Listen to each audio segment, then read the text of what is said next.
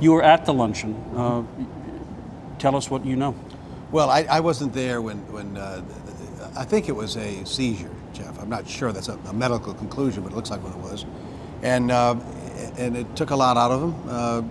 But I just tell you this, at the end, the doctors responded very, very quickly. A good team around him. Vicky, his wife, was there and obviously very familiar with his health condition and exactly what needed to be done. And after about 10 or 15 minutes, he was talking. He was, I think, quite frankly, he was sort of bellowing about not being taken away. I think they're down to the hospital. So my impression was at the end, without drawing any medical conclusions, he talked to me when I went out to the ambulance with him and said, "I'll see you a little later." And words to that effect. Sort of calmed down, but he seemed to be doing a lot better. So just to be clear, by the time you saw him several minutes after this, there were no signs that he was in medical distress at that moment? No, he was in distress. Clearly, he was still reacting to the seizure when I went into that room.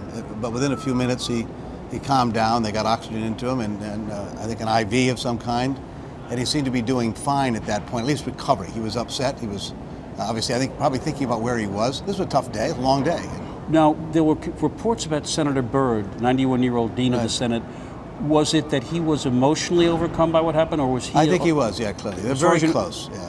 But as far as you know, he did not have an independent medical. No, to my knowledge, he did not. I don't know that anyway, but the people who at the table thought that he was Senator Byrd, he and Ted are two of the longest-serving members, have served here almost 40 years together, and he was reacting to Ted having the apparent seizure.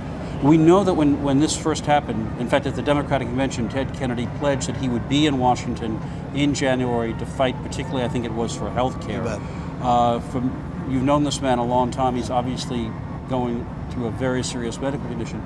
What's your sense of whether he'll be on that hill fighting for health care? I think he'll be there. There were meetings yesterday. He was with the old lion that he is, talking about what he wants to get done. I talked to him over the weekend. Planned on seeing him tomorrow, so very, very engaged in what he wanted to do. Conducted the hearings, the confirmation hearings of Hilda Solis and Tom Daschle. He was only going to stay a half an hour, ended up staying 3 hours apiece on both of them. So obviously this is a setback a bit for him, but I just want to tell you at the end of it, and if it were otherwise, I'd tell you, he was speaking, he was strong, he was not happy, he was being put on a stretcher there, or a gurney, take him out to the ambulance. And as he was getting in, I went up and talked to him and said, "I'll see you a little later." And I'm sure they'll take good care of him. But the best news is he sounded good and strong as he got into that ambulance. All right. Senator Chris Dodd, we appreciate very much you coming by to talk to us. Thank you.